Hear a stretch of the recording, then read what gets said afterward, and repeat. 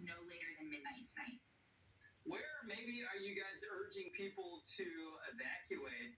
This storm might have pretty big impacts inland, right? It may actually be a Category 1 storm right in the middle of Florida. So, what kind of advice might you have for folks as they leave town?